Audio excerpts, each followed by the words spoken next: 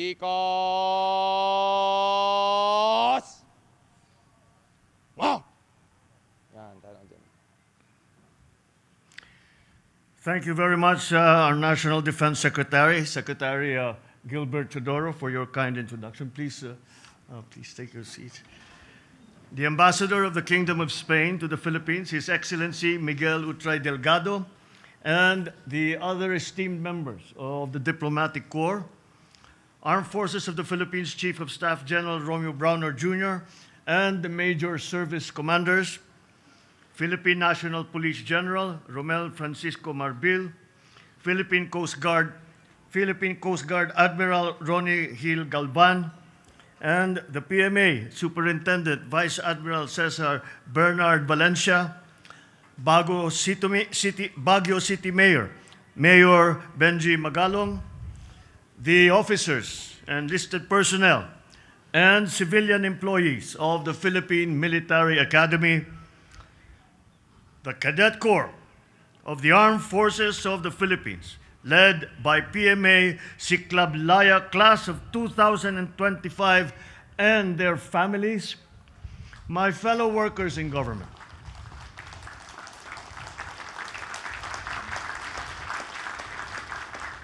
My fellow workers in government, other distinguished guests, ladies and gentlemen, good morning. First of all, my warmest congratulations to the Siklab-Laya Class of 2025. You cadets are now full-fledged officers. And as your Commander-in-Chief, I am impressed by your perseverance, strength of will, and dedication to reach this point. We all know your path was not easy. 4 years of discipline, training, hard work, and I'm sure some nights of self-doubt wondering if this was the right choice. But you did not give up, and now you are here, ready to serve the country as new officers of the Armed Forces of the Philippines. Kayo ng Siklab-Laya, Sundalong Isinilang, na Kasangga at Lakas ng Ating Bayan para sa Kalayaan. Remember that you carry a name that speaks of fire and of freedom. To be born a comrade, to be made strong for freedom, that is powerful. It is poetic. Ladies and gentlemen, you are a class of many firsts. You are the first group to be trained on Pag-asa Island itself. You also brought the PMA's name to international fora and competitions that boast your organizational military skills, from academic conferences in Palermo, international sailing regattas in Italy, India, amongst others. In every instance, you have proved that the Filipino soldier is ready to face the world with dignity and to show his excellence. But beyond recognition, the most important lesson you carry is the understanding that warfare today goes beyond land, seas, and skies. We have battles that are invisible to radar, ones that take place in cyberspace, in protecting information and safeguarding the environment, and in helping communities during crises. So physical strength and agility are no longer enough. What we need just as much are your mental sharpnesses and your compassion. Fortunately, your training now includes courses that were once unseen in the military academy. Artificial intelligence, drone operations, strategic thinking, ethical leadership, amongst others. These are all important. But what is also important, and possibly the most important, is your love of country. That is, an officer who knows how to love his or her country despite its flaws in a most sincere way.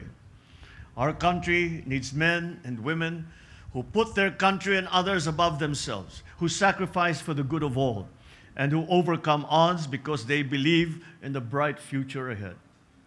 Isa na pong halimbawa, si Cadet First Class Jesse Tikar Jr.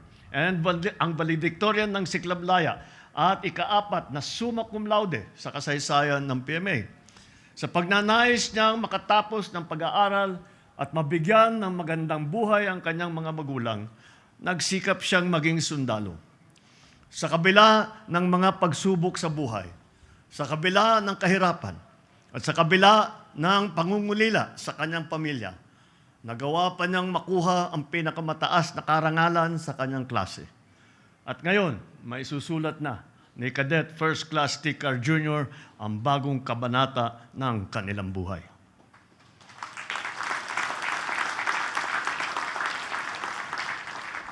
Nais ko ring pasalamatan at batiin ang inyong mga magulang. Alam kong may panlinlangan sa kanilang puso, ngunit pinili nilang ibahagi kayo sa ating bayan at suportahan ang inyong mga pangarap. It is also noteworthy the fact that 266 graduates today, of that 266, 54 are women. Ang mga kababaihang kadete ng PMA ang patunay na ang tapang, talino at galing ay hindi nakaayon sa kasarian. Naway dumami pa ang mga kababaihang sasali sa hanay ng kasundaluhan. Naway magsilbi kayong inspirasyon sa bawat batang babae na nangangarap na magkaroon ng mahalagang papel sa ating bansa. Let us not forget, of course, those who quietly supported and waited outside the battlefields, the parents, the siblings, spouses, the children, the grandparents, and the friends of our graduates. If the child is strong, upright, patriotic, then of course it is because their family and loved ones are so. Ganun po kayo. Sigurado po ako na kayo ang unang nagsanay sa kanilang mga disiplina, mula sa paghuhugas ng pinggan hanggang sa pagtupi ng kumot. Kung tutusin, siguro bago pa kayo sumabak dito sa PMA, dumaan na kayo sa mas mahigpit at mas mahirap na bootcamp ni nanay at tatay sa bahay. You push them to go further, even in the most difficult moments.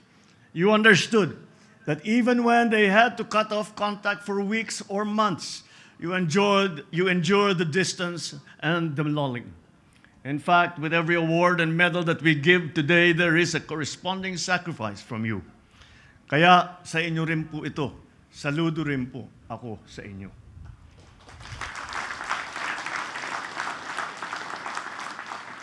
This is my prayer to the members of Siklab-Laya.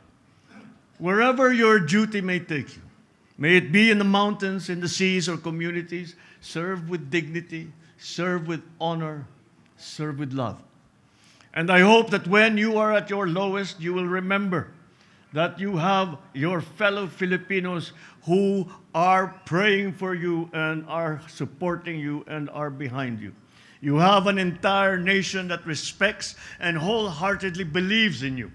Kayo ang mga bagong muka ng serbisyo ng kagitingan. Kayo ang bagong Pilipina na may disiplina, may husay, at may pagmamahal sa ating inang bayan. Muli, sa Class of 2025, congratulations at maraming salamat sa pagpili ninyong maninilbihan. Ito ay panata sa bandila, sa bayan, at sa taong bayan. Lastly, in the grand tradition of all commencement exercises of graduating classes of the Philippine Military Academy, I will sign before you the pardon of punishment in observance of the time-honored tradition on this very important day. Mabuhay ang Siklab-Laya! Mabuhay ang Philippine Military Academy! Mabuhay ang bagong Pilipinas!